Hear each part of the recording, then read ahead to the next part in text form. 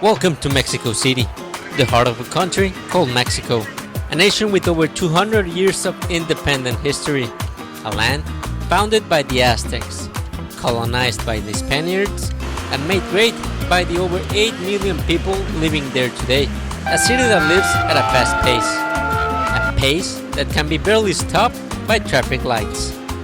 But even in the heart of a mystical place, there is an American touch to it. Nowadays, close to 700,000 American citizens live in this jungle populated by people, and just like there are tons of Catholic cathedrals, there is one for soccer. Estadio Azteca is it. And this weekend, the United States national team visits this 51-year-old Coloso. Clearly demonstrated that they have been the best team in X to date. In order to beat them, we have to have a good plan. We have to have confident players, good players, and we have to have a little bit of luck. Knowing that there is a way to get over El Tri. Good job of pinning you in, making it feel very long. It's already been building, so when you win the ball back, it's a long way to go. So you just have to be clean and technical and very hardworking. And silence close to 90,000 passionate fans. I've been watching on TV since I was a kid. We definitely hear the fans from the TV. 100,000 screaming fans can be pretty cool, so hopefully we can silence them. So. Hola, amigos. And what a better way to bring rivals together than by a pickup game of soccer. That was what former U.S. soccer player Jimmy Conrad had in plan for Sunday morning. Every time I go someplace new, I think the best way to meet people is to kick the ball around. I do give Mexico a hard time because I scored against them back in the day for the U.S., so it's all good banter. 4 backpacks and a basketball court were the perfect venue for a game highlighted by YouTubers like Conrad and Whatever Tomorrow.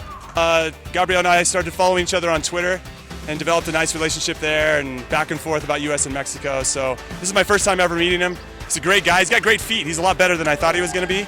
So I had to beat him one game just to show him that, Estados Unidos. Setting the stage for a big game at a much bigger place, with much more than a Chesco in stake. I'm excited about the game tonight. It's a huge, huge game.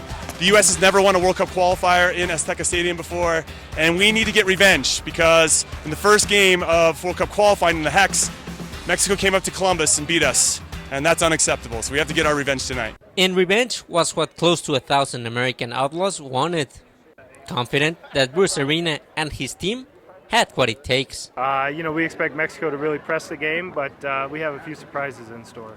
A few months ago, every squirrel gets a nut now and then, so, it's our turn to get one down here. Predicting a positive outcome for the U.S. men's national team that had come a long way since that loss in Columbus, Ohio.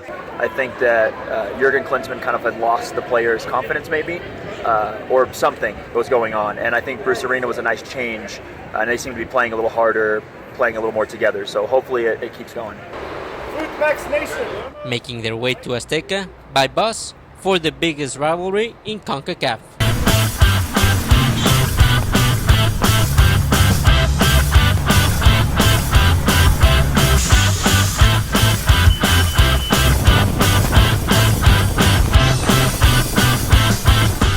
In a country where 6 out of every 10 people play soccer, selling out a 90,000-seat stadium was easily done days before the game.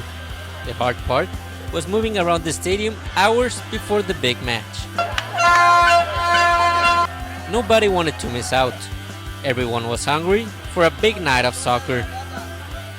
Americans were not intimidated, knowing this rivalry had an extra ingredient this time. I think right now, with the way the political climate is, I think the rivalry is a little more tense than normal. But it's good. We come together for sports. Yeah, that's the thing. Football brings the world together. Is it intimidating to see so many green shirts around? No, not at all. No, no.